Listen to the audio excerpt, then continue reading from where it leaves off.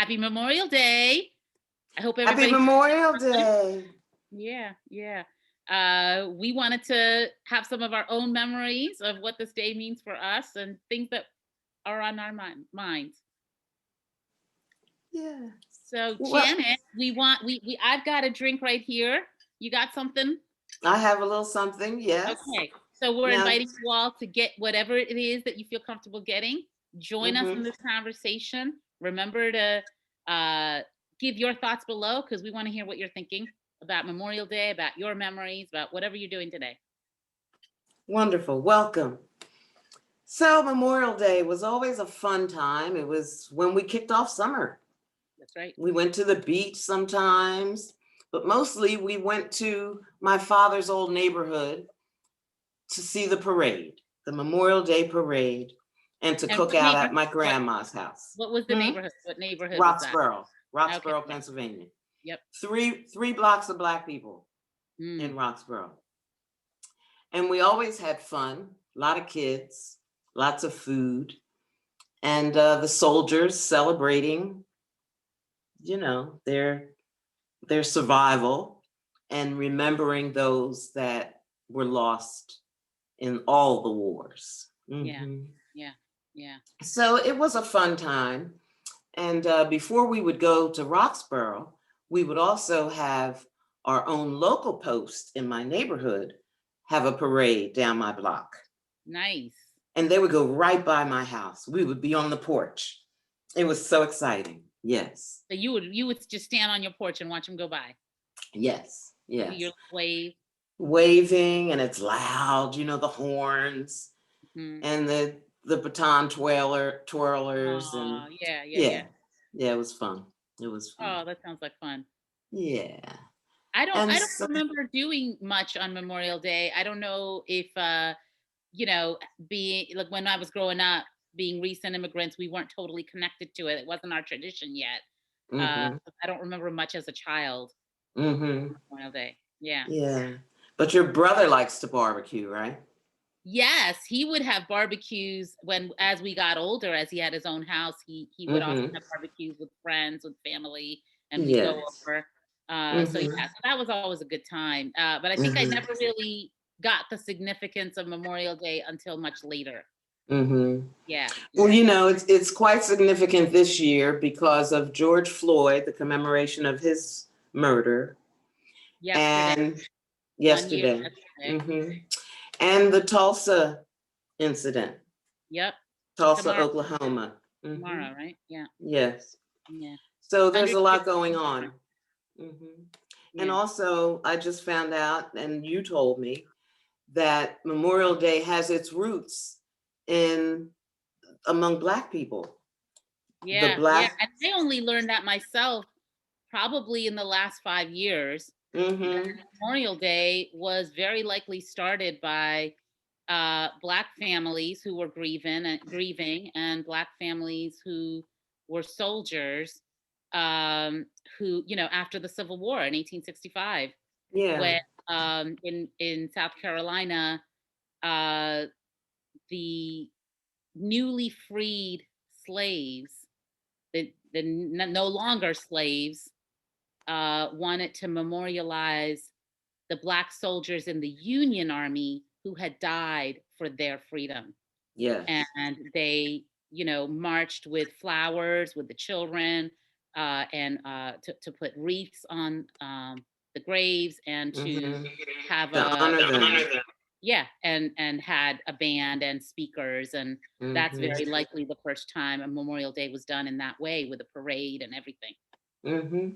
And I just learned that. That's not history. I feel like sometimes the histories just get erased. Yes. Purposely, absolutely. Yes. I mean, speaking of which, the great documentary we just watched, that's fresh on Netflix, people. I know some of you have seen it. High on the Hog. Now tell me what high on the hog refers to. It means that you're living well, that you're rich, because you're eating the high parts of the hog, not the low parts that the slaves got. Yeah. And so this documentary, it has that title to emphasize the influence and the actual making of the American cuisine by the African American. The Africans that were transported here started the rice plantations. Yeah. And to feed their families, out of the love in their hearts, to feed their families, to scrape what they could scrape together. And I knew nothing about the rice. I'd never heard about the rice plantations until I watched this. No, I was of the impression that the Chinese taught the people in the South to plant rice. Okay. When the Chinese finished working the railroad, they moved south, and they did mix with Southerners, with Black people, not necessarily white people, but with Black people. And they were friendly, and Black people actually protected them. But it wasn't they who taught the rice farming. Those first Africans that came and were dislodged at or disembarked at South Carolina, Charleston, South Carolina, that's where the rice plantations were grown. I mean, it was just incredible to see. And, you know, we just talked about how history gets erased, like the Memorial Day history, also from Charleston, South Carolina, and very purposefully, you know, got written out. And there's so much in that documentary, High on the Hog, that, you know, I absolutely believe was purposefully wiped out. Like the, you know, we talked a little bit about Hercules.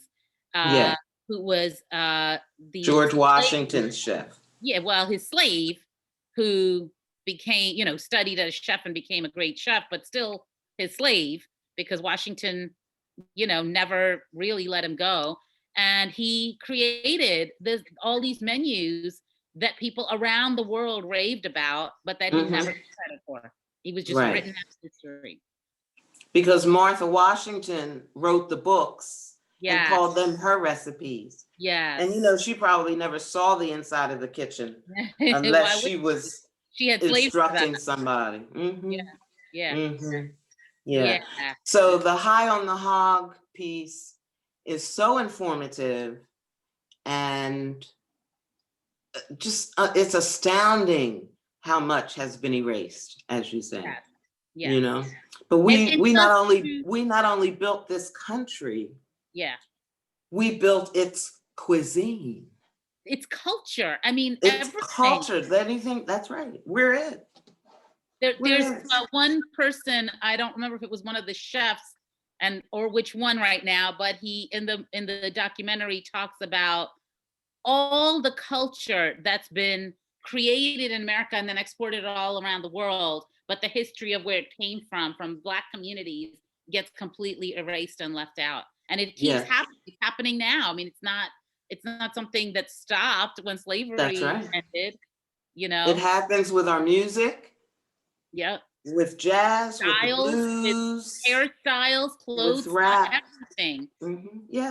Every little thing that this country has been built upon, and never credited to the people who were enslaved and built it.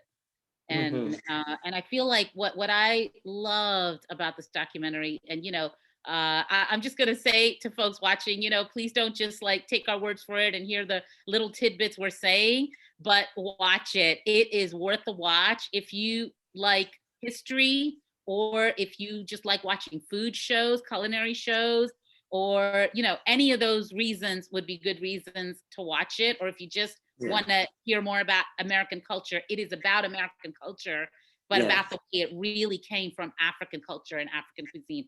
And what I was going to say is what I love about it, and this is the reason it's worth watching for me, the way that Stephen, who's narrating it all,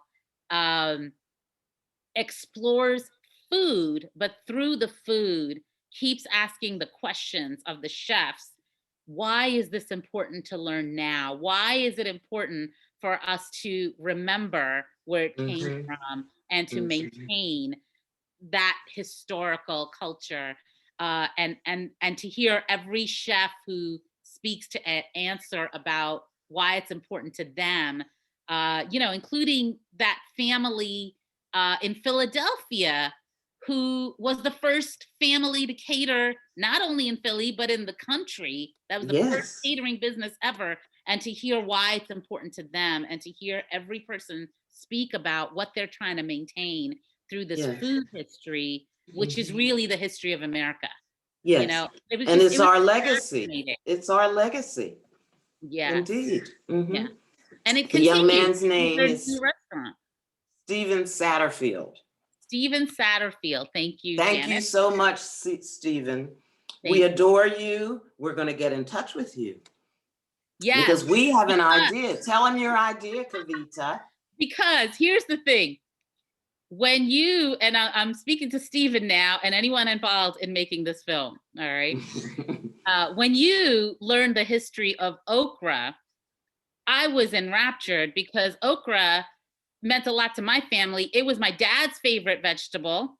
We cooked it all the time. We had it at least once a week. And I was, you know, my family came from India.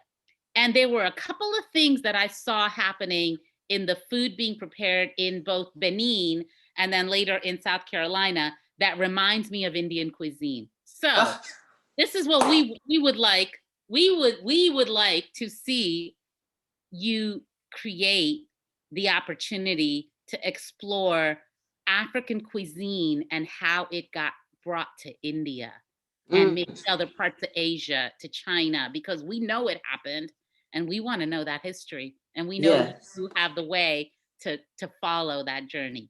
So that's what we want. Yes, we'll be in touch with you. We loved the film.